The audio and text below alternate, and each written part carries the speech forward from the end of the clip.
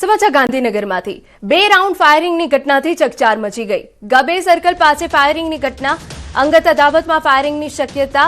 SP DYSP સહિત police ઘટનાસ્થળ પર પહોંચી। જાહેર માર્ગ પર ફાયરિંગની ઘટનાથી અફરાતફરી મચી ગઈ। ઘટનામાં એક વ્યક્તિ ગંભીર રીતે ઘાયલ। તો ગાંધીનગરમાં બે રાઉન્ડ ફાયરિંગની ઘટના બની છે। અંગત અદાવતમાં ફાયરિંગ કરવામાં આવ્યું હોવાની વિગતો હાલ સામે આવી છે। જો કે ઉચ્ચ પોલીસ અધિકારીનો કાફલો ઘટનાસ્થળ પર પહોંચ્યો છે। તમામ વિગતો તપાસવામાં આવી રહી છે। આપને જણાવી દઈએ કે એક વ્યક્તિ ઈજાગ્રસ્ત થયો હોવાની પણ વિગતો। સમાચારમાં વાત અમદાવાદની કરીએ તો બેફામ રફતારનો કહેર યથાવત। વસ્ત્રાપુરમાં નશામાં ધૂત કાર ચાલકે અકસ્માત સર્જ્યો। બલેનો કારના ચાલકે બે ગાડીઓ અને બે રાહદારીઓને અડફેટે લીધા। અકસ્માત સર્જી લગભગ 100 થી 200 મીટર ગાડી ધસડી। અકસ્માતમાં બે લોકો ગંભીર રીતે ઘાયલ। કારમાં સવાર 3 લોકોમાંથી બે ફરાર। રોંગ સાઈડમાં આવી બેફામ કાર ચલાવી।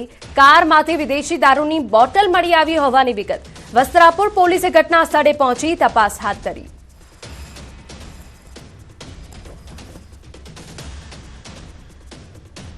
સમાચારમાં વાત વડોદરાની। વગર વરસાદે પડ્યો મસમોટો ભૂવો। ભાયલી વિસ્તારમાં ભૂવામાં પટકાયો બાઇક ચાલક। સ્થાનિકોએ દોરડા વડે ખેંચી બાઇક ચાલકને બહાર કાઢ્યો। પાલિકાની ગંભીર બેદરકારી સામે આવી। ડ્રેનેજની કામગીરી બાદ યોગ્ય પુરાણ ન થતા માર્ગ ધસી પડ્યો। અકસ્માતમાં ટુ વ્હીલર વાહનને પણ નુકસાન પહોંચ્યું। શહેરમાં ડ્રેનેજના કામના કારણે ઠેર ઠેર ખોદકામથી ટ્રાફિક સમસ્યા, અધૂરી અને અયોગ્ય કામગીરી કરાતા નાગરિકોના જીવ જોખમમાં।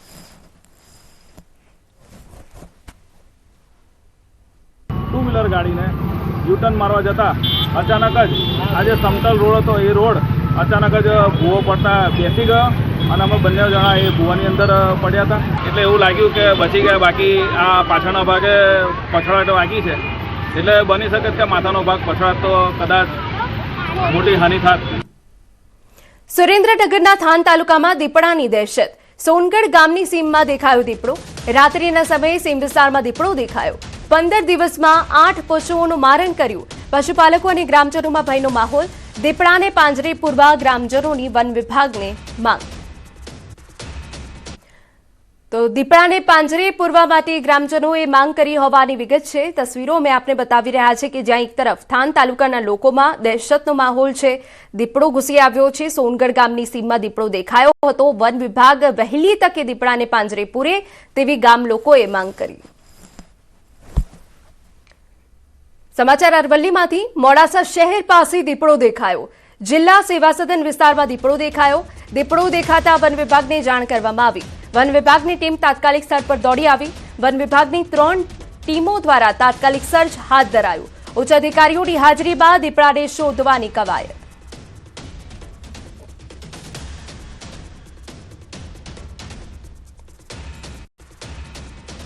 સીસીટીવી ચેક કરતા દીપડો દેખાવા મળેલ છે અને નજીકના જંગલ વિસ્તારમાં સર્ચ ટીમ બનાવી અને સર્ચ ઓપરેશન અત્યારે ચાલુ છે। અને લોકોને અપીલ છે કે તમને કોઈ બી જાણકારી મળે તો વન વિભાગને તાત્કાલિક જાણ કરો। સમાચાર રાજકોટમાંથી। ગોંડલ માર્કેટિંગ યાર્ડમાં 9 દિવસીય રજા। માર્ચ એન્ડિંગને લઈ 9 દિવસીય રજા જાહેર કરાઈ। 25 માર્ચથી 2 એપ્રિલ સુધી ગોંડલ માર્કેટિંગ યાર્ડમાં રજા રહેશે। જણસીની આવક અને હરાજી બંધ રહેશે। ખેડૂતોને યાર્ડમાં પાક ન લાવવા જાણ કરાઈ। તો જણસીની અને આવક બંધ રહેશે તેવી વિગતો મળી રહી છે। ગોંડલ માર્કેટિંગ યાર્ડમાં 9 દિવસીય રજા। આપને જણાવી દઈએ કે માર્ચ એન્ડિંગને લઈ 9 દિવસીય રજા જાહેર કરાઈ। 25 માર્ચથી લઈ અને 2 એપ્રિલ સુધીની રહેશે। દર વખતે 7 દિવસની રજા હોય, પણ આ વખતે 2 દિવસ એટલે વધારવામાં આવે છે કે પહેલી તારીખે બેંક હોલિડે છે અને બીજી તારીખે હનુમાન જયંતિ છે। તો માર્કેટિંગ યાર્ડની અંદર ઓફિસનો બધો જ વ્યવહાર ચાલુ રહેશે।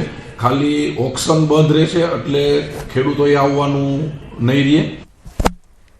સમાચાર સુરતમાંથી। કાપોદ્રા વિસ્તારમાં એસટી બસમાં આગ લાગી। શોર્ટ સર્કિટના કારણે આગ લાગી હોવાનું અનુમાન।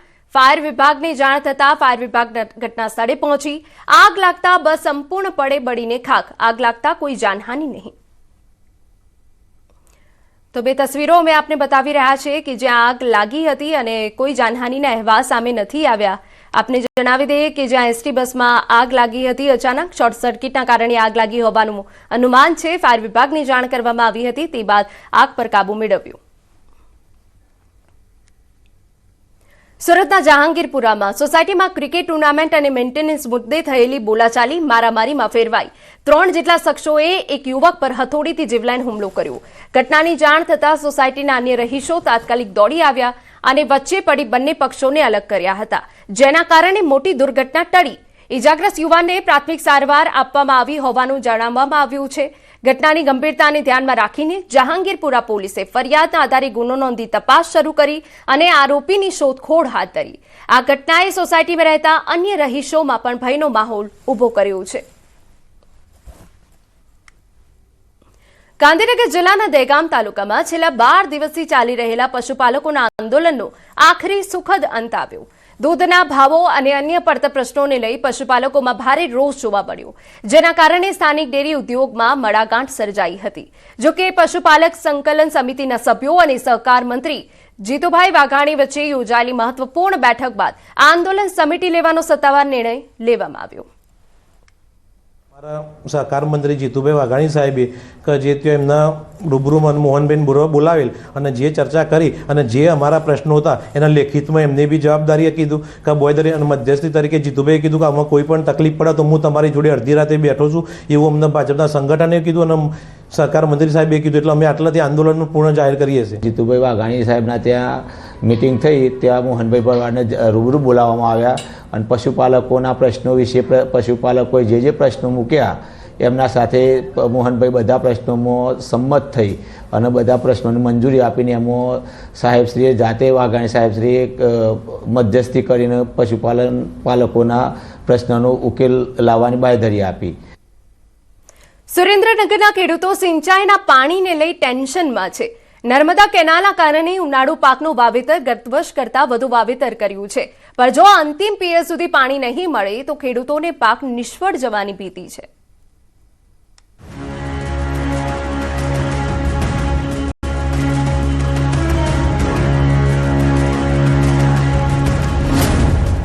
સિંચાઈ માટે મળે નિયમિત પાણી,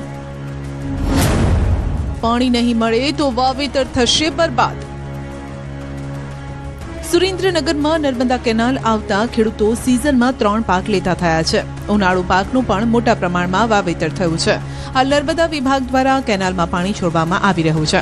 ઉનાળુ વાવેતરને 3 થી 4 પિયતની જરૂર હોય છે, ત્યારે ખેડૂતો દ્વારા માંગણી થઈ રહી છે કે અંતિમ સમય સુધી પાણી આપવામાં આવે, કેમ કે ઉનાળુ સિઝનમાં પાણીની કટોકટી થાય ત્યારે તંત્ર દ્વારા પીવાના પાણી માટે અનામત જથ્થો રાખી દેવાય છે અને સિંચાઈ માટે પાણી બંધ કરી દેવાય છે.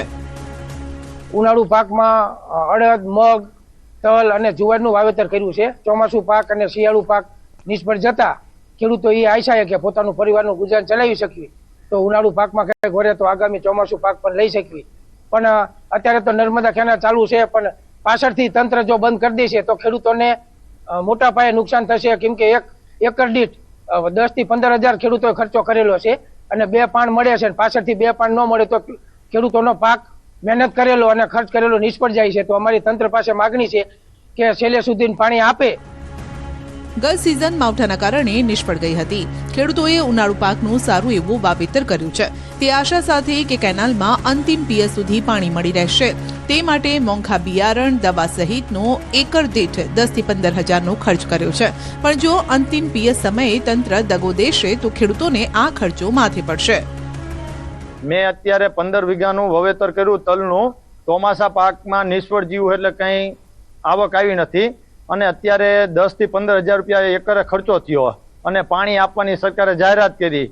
છેલ્લે સુધી પાણી આપે તો આ પાક મારો ઇનામ બચાવ રહે અને આમાંથી 5 રૂપિયાની આવક મળે. અત્યારે સરકારને એક જ અપીલ કે મોડે સુધી પાણી ચાલુ રહે અને અમારા પાકને પાણી પૂરતું મળી રહે. આ વર્ષે પણ 30,801 હેક્ટર જમીનમાં ઉનાળુ પાકનું વાવેતર થયું છે, જે ગત વર્ષ કરતા 6,000 હેક્ટર વધુ છે. જિલ્લામાં તલ, અડદ, જુવાર, ચારા સહિત મોટા પ્રમાણમાં વાવેતર થયું છે. આપણે જોઈએ સુરેન્દ્રનગર જિલ્લાની અંદર તો સામાન્ય રીતે ઉનાળાની અંદર તલનું વાવેતર થતું હોય છે, થોડા અંશે મગફળી થતી હોય, ઘાસચારો હોય છે, શાકભાજી હોય છે, વિવિધ પાકો વવાતા હોય છે. આપણે એવરેજ પણ જોઈએ તો લગભગ 32 થી 35 હજાર હેક્ટર જેટલી ઉનાળુ વાવેતર થતું હોય છે. જેમાં હાલ આપણે આજની તારીખે જોઈએ તો અમારી જોડે મળેલા આંકડા મુજબ લગભગ 30,000 હેક્ટર જેટલું વાવેતર થયું છે, જેમાં આપણે તલ જોઈએ તો 17,000 હેક્ટર છે, શાકભાજી જોઈએ તો 1,218 હેક્ટર છે, મગફળી 2,400 હેક્ટર જેટલી થઈ છે. એમાં ગત વર્ષે કરતાં થોડુંક તલનું વાવેતર વધ્યું છે અને તલનું વાવેતર આમ જોઈએ તો 20,000 હેક્ટર છે, જેની સામે 17,000 હેક્ટર થયું છે.